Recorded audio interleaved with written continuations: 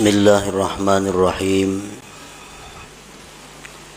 Alhamdulillah dzil izzati wal jalal alladzi amarana bi ikhlasil a'mal.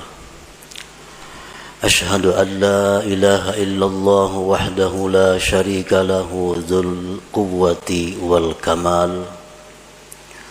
Wa ashhadu anna sayyidana Muhammadan abduhu wa rasuluhul mawsufu bil jamal. Allahumma salli wa sallim wa barik ala sayyidina wa maulana Muhammadinil muzallali bizzilal wa ala alihi wa sahbihi wa dhurriyyatihi wa atba'ihin najina minad dalal, amma ba'du. Yang kita hormati dan kita cintai para habaib, para alim ulama, para muhibbin, hadirin dan hadirat rahimakumullah. Alhamdulillah, segala puji bagi Allah. Kita bersyukur kehadirat Allah subhanahu wa ta'ala yang telah mengumpulkan kita di tempat yang penuh berkah ini. Dan semoga kita selalu dikumpulkan oleh Allah dalam kebaikan dan taqwa.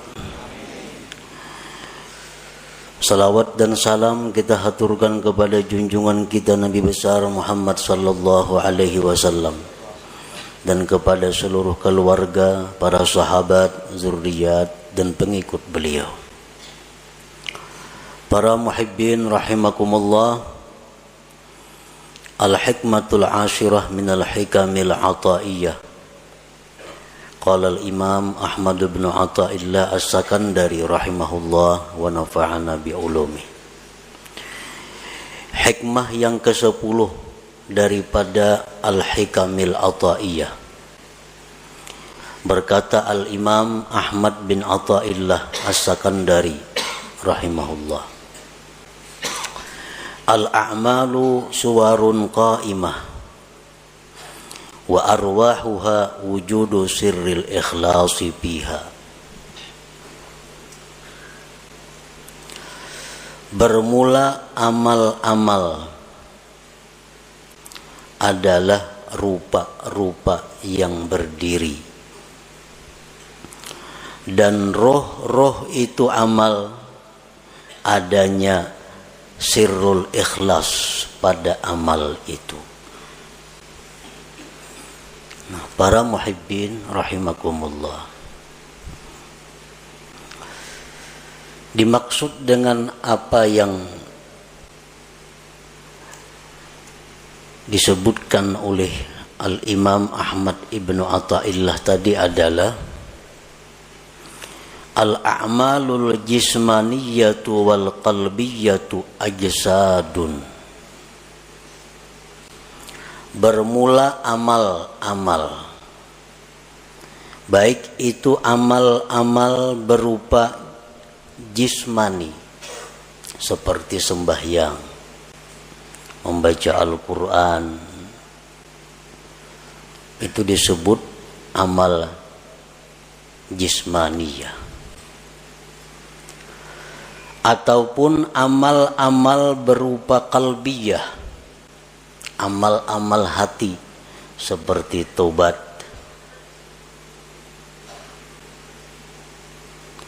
Ajsadun, amal-amal itu seperti jasad, seperti tubuh. Wa arwahuha wujudul ikhlasi fiha, maka bermula roh amal itu adalah adanya ikhlas pada amal-amal itu. Fal ajsadu bila arwah sakitatun mayitatun. Bermula jasad dengan tidak ada rohnya, maka itu akan jatuh gugur dan mati. Wa kadzalikal a'mal, demikian pula amal-amal la qiyamalaha, tidak ada tegak dengannya.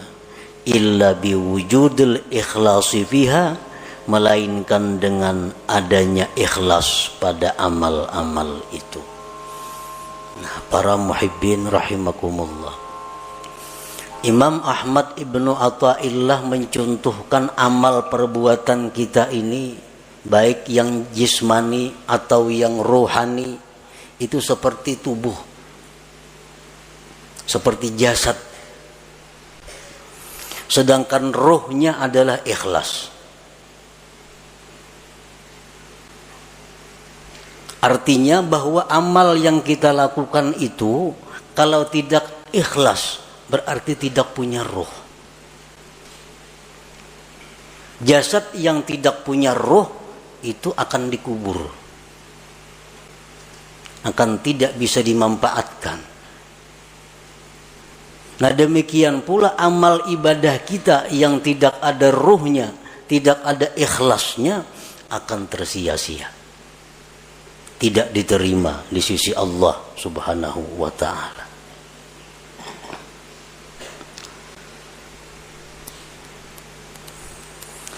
Qala Allah ta'ala fi kitabihil karim, man kana yuridul ajila ta'ajjalna lahu fiha ma nasha liman nurid thumma ja'alna lahu jahannama yaslaha mazmuman madhura.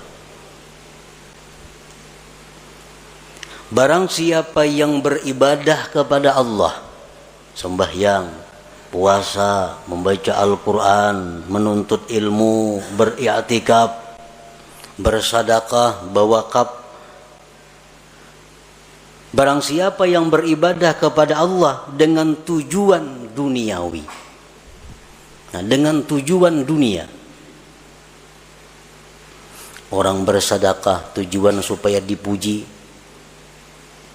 dia sembahyang dengan tujuan disanjung orang, maka ujar Tuhan, kami segerakan baginya padanya yang kami kehendaki bagi orang yang kami kehendaki. Maka artinya yang dia maksud dengan pujian itu akan didapatkannya.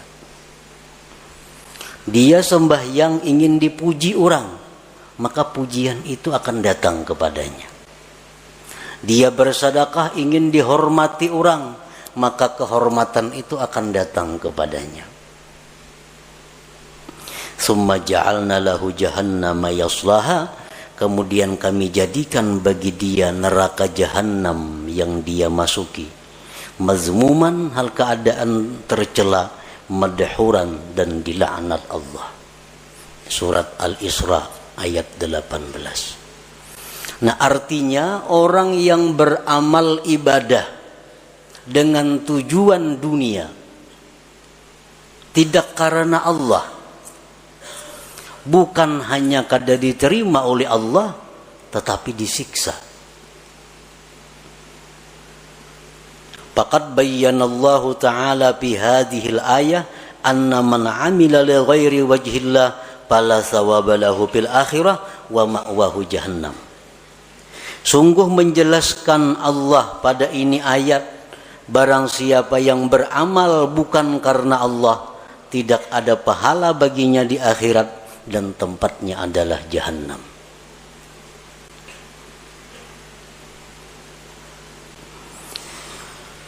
Para muhibbin rahimakumullah, Rasulullah sallallahu alaihi wasallam bersabda, innal abda la ya'malu a'malan hasanah fatas'adul malaikatu fi suhufin mukhtatamah fatulqa baina yadayillahi ta'ala fayaqulu alqu hadhihi as-sahifah fa innahu lam yurad bima fiha wajhi. Yang artinya, sesungguhnya seorang hamba beramal amal kebaikan, sembahyang, puasa, zakat, sedekah, haji, umrah, dan sebagainya, maka naiklah malaikat membawa buku-buku catatan amal tersebut, kemudian diserahkan kepada Allah Subhanahu wa ta'ala. Maka Allah berfirman, limparkan ini catatan amal. bahwasanya dia tidak dikehendaki dengan yang ada pada catatan itu akan zatku, ujar Tuhan. Artinya buang itu amalan, karena inya beramal itu bukan karena aku. Waqala Rasulullah sallallahu alaihi wasallam, idza kana akhiruz zaman sarat ummati thalasa firaq, firqatun ya'budunallaha khalisa, wa firqatun ya'budunallaha riya'a, wa firqatun ya'budunallaha liyastaqilu bihin nas. Fayaqulullahu azza wa jalla lil mukhlisin idhabu ilal jannah, wa yaqulu lil akharin idhabu bihim ilan nar. Apabila akhir zaman, ujar Rasulullah, jadilah umatku itu 3 kelompok, 3 golongan. Satu golongan yang beribadah kepada Allah ikhlas. Golongan yang lain ada yang beribadah riya, mengharapkan sesuatu dari makhluk, baik itu materi atau pujian. Satu golongan yang beribadah kepada Allah untuk mencari makan dengan manusia. Allah berfirman pada hari kiamat, bagi orang-orang yang ikhlas, masuklah kalian ke dalam surga. Dan Allah berfirman bagi yang lainnya, pergilah dengan mereka itu ke dalam api neraka. Para muhibbin rahimakumullah. Dengan dalil-dalil ini jelas bahwasanya ikhlas itu adalah satu kewajiban yang mesti ada dalam setiap amal ibadah. Tanpa ikhlas, amal ibadah itu tersia-sia dan kita pun akan disiksa oleh Allah Subhanahu wa ta'ala. Nah, para muhibbin rahimakumullah, dengan demikian kita wajib belajar apa itu ikhlas. Dan kita wajib berusaha untuk bisa mendapatkan ikhlas itu, agar kita menjadi orang yang selamat di akhirat nanti. Nah, berbagai macam pendapat para ulama tentang ikhlas itu apa. Satu syekh mengatakan ikhlas itu ini. Ada lagi imam ini mengatakan ikhlas itu macam ini. Ada lagi seorang guru menyatakan ikhlas itu macam ini. Nah, kita ambil dari sekian banyak pendapat tentang ikhlas itu satu pendapat daripada para imam-imam itu. Al-ikhlasu ala salasi darajat. Ikhlas itu 3 tingkat. 3 tingkatan. Yang pertama disebut darajatil awam. Ikhlas tingkatan orang awam. Ini ikhlas sudah ada punya harga di sisi Allah, walaupun murah daripada tingkatan yang berikutnya, tapi sudah dihargai oleh Allah.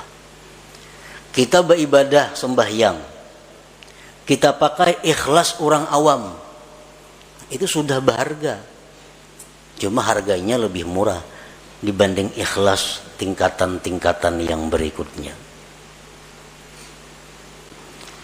Nah, ikhlas orang awam ini artinya adalah ifradul haq bi kasdil ibadah ma'a talabil huzuzid dunyawiyyati wal ukhrawiyyah ka hifzil badan wal mal wa sa'atir rizq wa dukhulil jannah wan najati minan nar.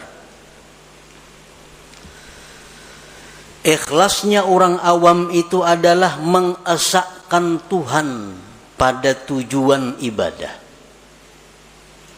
Memang inya beribadah itu tujuannya adalah semata-mata karena Allah, tidak ada karena yang lain. Nah, inya sembahyang karena Allah, tetapi beserta meminta, menuntut bahagian-bahagian duniawi dan ukhrawi. Inya sembahyang karena Allah. Di samping itu mudahan diluaskan Allah rezeki, mudahan dipeliharakan Allah harta nang ada, mudahan mati masuk ke surga, mudahan terhindar daripada api neraka contohnya. Nah ini sudah ikhlas untuk golongan orang-orang awam. Inya berzakat tunya karena disuruh Allah, perintah Allah. Tetapi inya ada minta kepada Allah. Dengan berzakat ini dia minta kepada Allah agar hartanya bertambah, hartanya terpelihara, hidupnya selamat dunia dan akhirat. Nah ini ikhlasnya orang awam. Beribadah semata-mata hanya karena Allah, tetapi ada minta macam-macam dengan Allah, baik itu urusan duniawi atau ukhrawi. Nah ini sudah masuk ikhlas, walaupun ikhlas yang paling rendah. Kita membaca surat Waqiah umpamanya, membaca surah Waqiah karena Allah, tapi ada harapan mudah-mudahan diluaskan Tuhan rezeki. Nah itu ikhlas ngarannya, tapi ikhlas tingkatan orang awam. Inya membaca surat Tabarak, Suratul Muluk karena Allah, tapi mudah-mudahan dalam kubur selamat. Nah ini ikhlas, tapi derajatnya bukan derajat yang tinggi.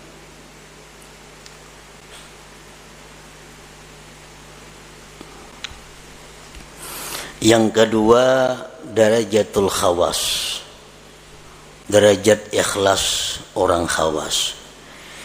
Ifradul haqqi bil ibadah ma'a talabil huzuzil ukhrawiyah kadukhulil jannati wan najati minan nar wal ma'rifati wal musyahadati wa ghairiha. Ikhlas tingkatan nang kedua tertinggi ini, talarang Allah menghargai daripada yang pertama tadi. Nah, ikhlas derajat yang kedua ini adalah mengesahkan Allah pada ibadah. Artinya inya beribadah itu semata-mata hanya karena Allah, kada karena yang lain. Tetapi serta tuntutan akhirat, masuk surga, selamat daripada api neraka, diberi Tuhan ma'rifat, diberi Tuhan musyahadah. Nah ini yang dituntutnya kepada Allah. Nya berzikir babanya 1000 sehari atau 10.000 sehari, la ilaha illallah, la ilaha illallah. Tujuannya apa berzikir ini? Karena Allah. Allah nyuruh berzikir. Tapi inya minta kepada Allah agar diberi makrifat kepada Allah, agar diberi musyahadah. Nah ini ikhlas, tapi menurut tingkatan khawas ngarannya, belum lagi sampai ke derajat yang tertinggi daripada ikhlas itu, tapi sudah ikhlas ngarannya. Ya tadi orang membaca surah Tabarak supaya dalam kubur selamat daripada fitnah kubur. Nah ini ikhlas, tuntutan akhirat. Ini ikhlas derajat khawas ngarannya. Inya kadada dalam ibadah itu minta kepada Allah urusan dunia kadada. Nah, beribadah kepada Allah karena Allah, nang dimintanya kepada Allah urusan akhirat. Kadada urusan disihatkan badan, kadada urusan dimurahkan rezeki, kadada urusan berdagang supaya payu, kadada. Urusannya apa? Inya beribadah nih karena Allah, nang dimintanya kepada Allah urusan akhirat. Nah ini ikhlas tingkatan nang nomor 2. Ini lebih hebat daripada yang pertama tadi. Yang ketiga, darajatul khawasil khawas. Nah ini derajat yang tertinggi. Tahqiqul ubudiyah wal qiyamu bi huquqir rububiyah bil ibadah. Dia beribadah itu semata-mata memantapkan kehambaannya dan mendirikan dengan hak Tuhannya. Aku beribadah ini semata-mata karena Allah dan aku ini adalah hamba Allah, titik. Perkara masuk surga, perkara neraka itu kada tahu urusannya. Nah, inya berzikir karena menjunjung perintah Allah, habis ingat situ. Inya sembahyang, aku semata-mata menjunjung perintah Tuhan karena aku nih hamba, aku mesti sembahyang. Habis ingat situ. Kadada macam-macam lawan Tuhan tuh kehendak permintaan kadada. Nah, inilah derajat ikhlas yang tertinggi itu.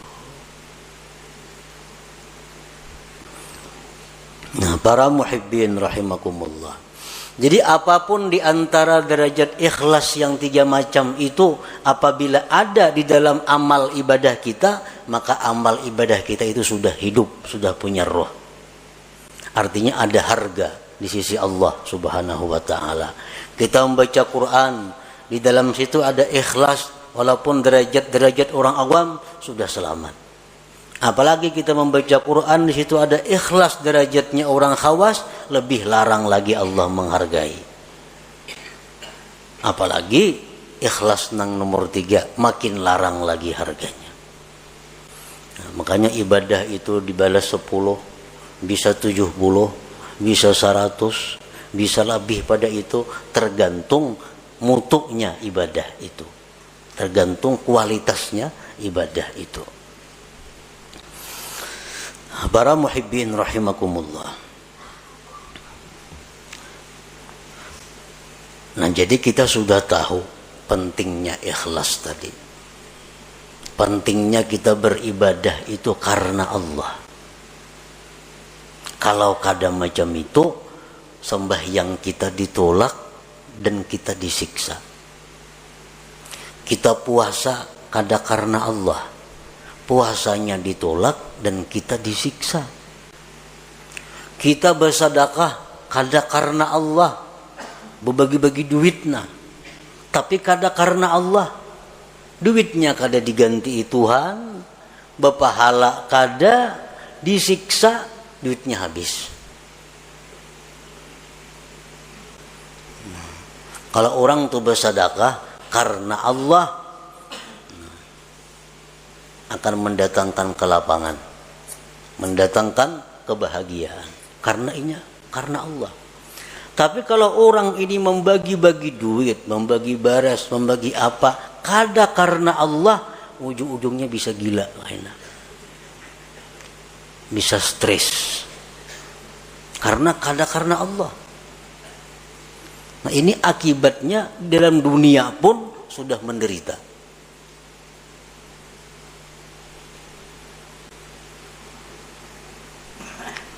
Jadi ikhlas ini bukan hanya perkara diterima kada diterima, disiksanya ini yang jadi masalah. Sembahyang yang mestinya jadi ibadah berbalik menjadi maksiat. Membaca Quran yang mestinya ibadah karena kada ikhlas jadi maksiat. Bersedekah yang mestinya ibadah tapi karena kada ikhlas jadi maksiat. Nah, oleh karena itu kita wajib fardhu ain mempelajari apa itu ikhlas supaya bisa amal itu diterima oleh Allah Subhanahu wa taala. Dan sesudah kita belajar ikhlas tadi macam itu, tinggal kita berusaha bagaimana cara mengamalkan, bisa melakukan ikhlas itu. Para muhibbin rahimakumullah, yuktasabul ikhlas bitadabburil ayati wal akhbar fi targhibil ikhlas wa tarhibir riya. Nah, supaya kawa ikhlas, kita sudah tahu tuh di ikhlas tadi, ibadah nang karena Allah, kada ada karena nang lain-lain, itu ikhlas. Tahu sudah kita. Cuma kayak apa supaya kau menerapkan itu di dalam ibadah kita. Nah, ikhlas itu diusahai pertama dengan merenungi ayat-ayat, hadis-hadis yang menggemarkan ikhlas dan menakuti riya. kita cari, kita renungi Al-Quran, bagaimana memuji orang yang ikhlas. Al-Quran, Al-Hadis, bagaimana menerangkan akibat surga terhadap orang yang ikhlas. Al-Quran, Al-Hadis menakutkan bagaimana orang yang kada ikhlas. Orang yang kada ikhlas itu beramal, apapun amal ibadah, kada ikhlas. Itu di akhirat dipanggil Allah dengan panggilan ya munafik, hai munafik. Ya ghadir, hai penipu. Kita tuh beribadah kada ikhlas. Allah memanggil di akhirat dengan panggilan hai penipu, hai orang munafik. Nah, ini yang kita renungi hadis-hadis seperti ini agar kita bisa ikhlas. Bahkan diriwayatkan bahwa orang yang tidak ikhlas itu nanti di akhirat akan diulu-ulu oleh Allah. Sebagaimana dia dalam dunia mengulu-ulu kepada Allah. Kan sembahyang. Tapi sembahyang ini yang dicarinya adalah pujian. Itu mengulu-ulu Tuhan ngarannya. Kisahnya menyembah Tuhan, tapi hatinya menyembah orang yang dia harapkan. Nah, di akhirat dibalas Allah. Biar Tuhan pulang bin pulan masukkan ke surga. Masukkan, nah berjurut kesukaan ke surga. Sampai kamu ke pintu surga, ditutup orang pintunya, tak ditutup. Nah, ujar Tuhan dalam dunia, ikam maulu-ulu aku, sekarang giliranku maulu-ulu ikam. Nah, ditampayakan surga kenikmatan, sekalinya kada boleh masuk ke neraka dulu singgah. Nah, inilah akibat orang yang maulu-ulu Allah di dalam dunia. Bersedekah itu ibadah. Mestinya karena Allah. Tapi kalau kada karena Allah, itu istihza billah, maulu-ulu dengan Allah. Allah akan membalas nantinya ulu-ulu itu di akhirat. Nah, jadi kita untuk dapat ikhlas itu pertama merenungi ayat Quran, hadis-hadis Nabi tentang bagaimana orang ikhlas, bagaimana akibatnya orang itu mun kada ikhlas. Yang kedua, supaya bisa ikhlas itu wa bi ikhfa'i wa kitmanil hasanati wal a'malis shalihat, menyembunyikan amal-amal saleh itu, baik waktu melakukannya atau sesudah melakukannya. Nah, bersembunyi ini mendukung supaya ikhlas. Beramal saleh, sembahyang sunat, pokoknya hal-hal yang kada disuruh kita benampak, sembunyikan amal-amal itu. Jangan dikisah-kisahkan, jangan dikuya-kuya, karena mengurangi nilainya, bahkan bisa menggugurkan pahala. Nah, kita menyimpan amal saleh serapi-rapinya, itu membantu keikhlasan. Yang selanjutnya agar kita bisa ikhlas, nah ini yang paling penting, wabikat ittama anil khalqi, memutus tamak daripada makhluk. Selama kita masih tamak dengan makhluk, kita sulit untuk ikhlas itu. Nah, selama kita masih ada yang kita kehendaki daripada makhluk, sulit untuk ikhlas. Kita kepingin makhluk itu sayang lawan kita kepingin makhluk itu hormat lawan kita kepingin makhluk itu mencintai kita kepingin makhluk itu memberi sesuatu kepada kita kepingin makhluk itu agar memilih kita. Selama itu ada dalam hati, kita sulit untuk ikhlas. Nah, sulit untuk ikhlas. Jadi putuskan harapan-harapan kepada makhluk.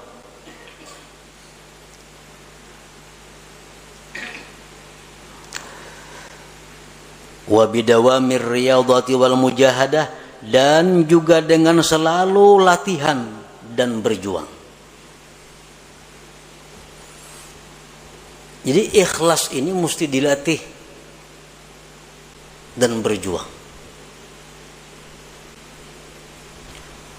Dikisahkan bahwa salah seorang salihin Salah seorang salihin ini sembahyang berpuluh-puluh tahun hanya di saf pertama.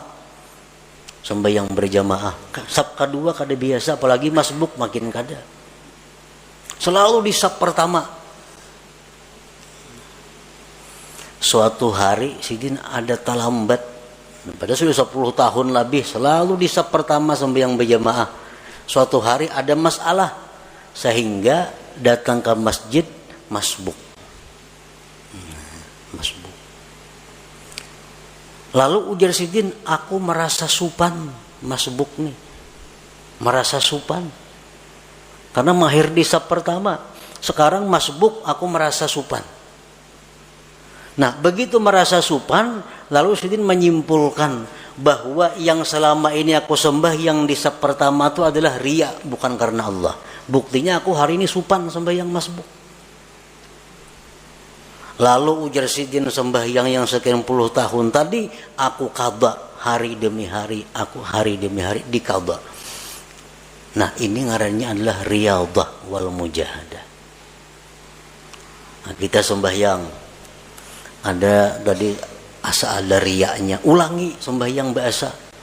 Nah, di rumah surangan sampai bujur-bujur murni sembahyang kita.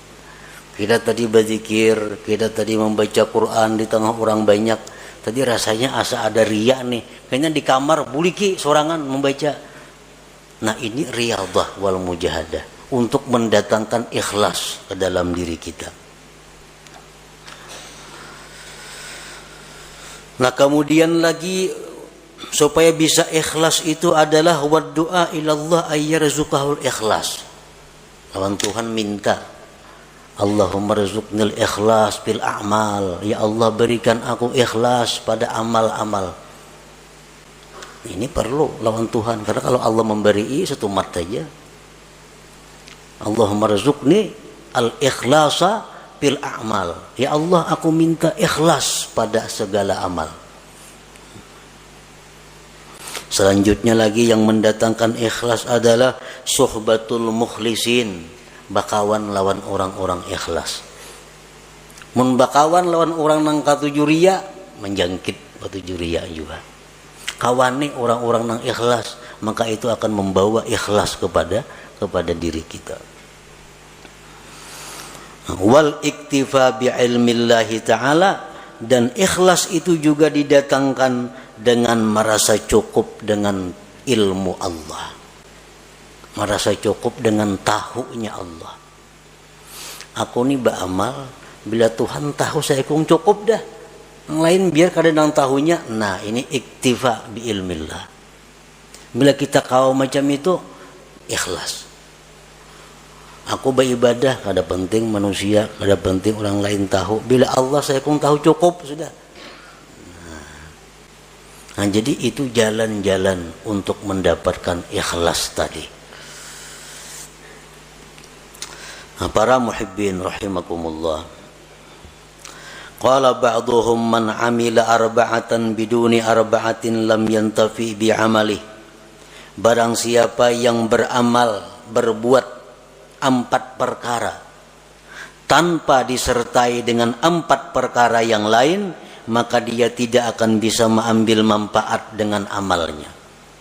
Yang pertama, al-khawfu biduni hazar. Takut tapi kada waspada. Takut tapi kada menghindar. Ini sia-sia. Takut kepada Allah tapi parak lawan maksiat. Kalau takut kepada Allah itu jauhi maksiat. Bagaimanapun kita takut kepada Allah tapi kada berjauh dengan maksiat, itu kada bermanfaat takutnya itu. Yang kedua, ar-raja biduni talab. Mengharap tapi kadang mencari. Mengharap rahmat Allah di bakalumbun di kalambu. Mengharap rahmat Allah itu baudo, sembahyang, ambil tasbih, berzikir. Nah, ayo mengharap rahmat Allah. Kalau mengharap tapi kadang mencari, maka mengharap itu sia-sia. Yang ketiga, al-istighfar bidurin nadam. Minta ampun tapi kadang menyesal. Astagfirullah, astagfirullah, astagfirullah, astagfirullah, astagfirullah. Tapi dalam hati kada ada penyesalan berbuat dosa. Istighfarnya sia-sia. Mestinya kita mengucap astagfirullah itu di dalam hati ada menyesal terhadap dosa yang dilakukan. Astagfirullahaladzim, kan artinya aku minta ampun kepada Allah. Astagfirullah, aku minta ampun kepada Allah. Mesti ada sesal di dalam hati. Nah yang keempat, al-amal biduni ikhlas. Beramal tapi kada ikhlas, kada ada harganya juga. Lam yantafi bi amali, kada bermanfaat dengan amalnya.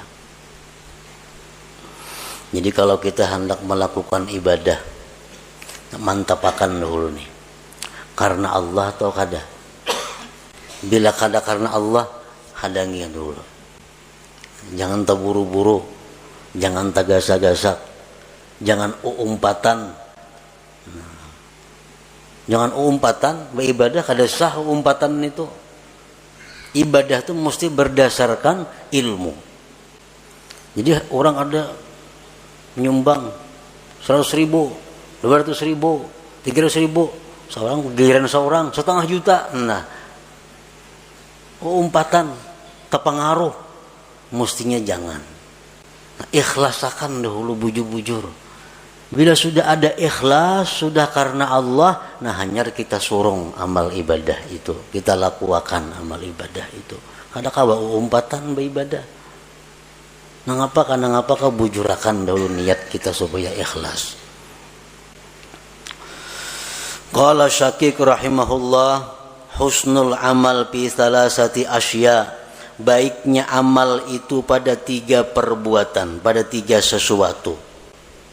Allah itu baik, Allah kada menerima kecuali yang baik. Allah itu kada menerima amal kecuali amal yang baik. Amal yang baik itu macam apa? Awwaluha ayyaral amala minallahi ta'ala linafiyil ujub. Yang pertama yang perlu bagi orang yang beramal itu bahwa dia melihat bahwa amal itu adalah dari Allah. Aku ni kawa sembahyang, aku ni kawa puasa, aku ni kawa naik haji, aku ni kawa bersedekah, itu adalah anugerah dari Allah. Bukan karena kepintaranku, bukan karena kekuatanku, bukan karena kehebatanku. Tapi aku kawa melakukan ibadah-ibadah ini adalah anugerah Allah, taufik Allah. Itu yang perlu, supaya jangan ujub kita. Nah yang kedua, ayyurida bihi ridallah likasril hawa.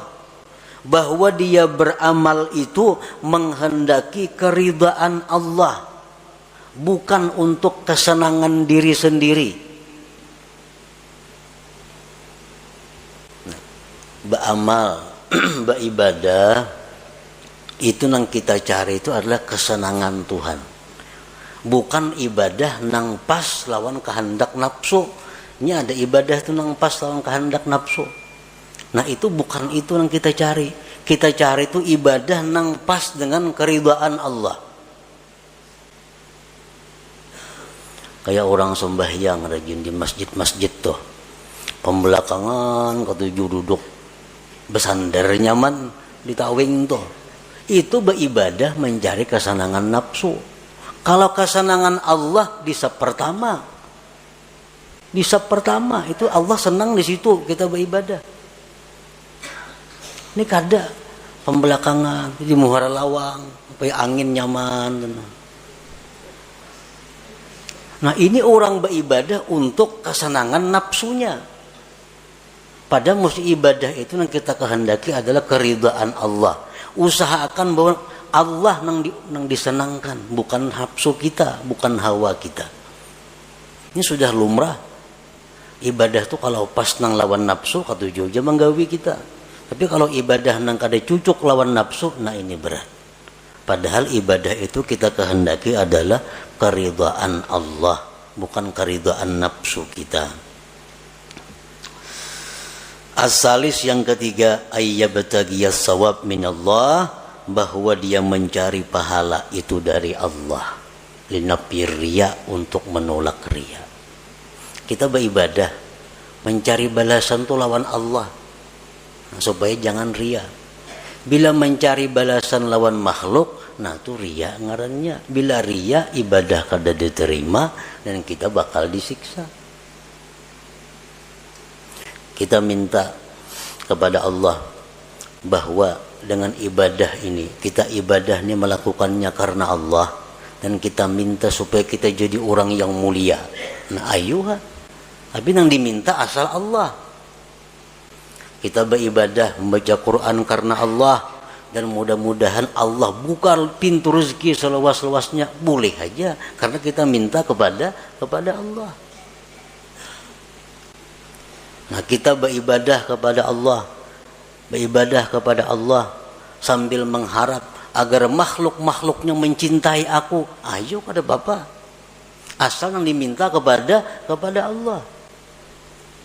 Nah kalau kita beribadah untuk cari perhatian kepada makhluk, nah ini Allah nang marah. Kita beribadah supaya inya hormat kena lawan aku. Nah ini kita beribadah supaya kayaknya memperhatikan lawan aku. Makhluk nih. Nah ini nang dimaksud nang kada boleh itu. Bahwa ibadah kita ini tapi tujuannya adalah kepada makhluk Allah. Nah bila ibadah yang demikian itu ada pada kita, maka ibadah itu macam orang mati. Arti orang mati apa? Dipatak, dikubur, tidak bisa dimanfaatkan apa-apa. Nah ibadah yang ikhlas itu adalah ibadah laksana jasad yang punya roh. Jasad yang punya roh adalah jasad yang bergerak, yang bermanfaat. Nah ibadah yang punya roh, ikhlas adalah ibadah yang bisa kita ambil manfaat baik di dunia dan di akhirat.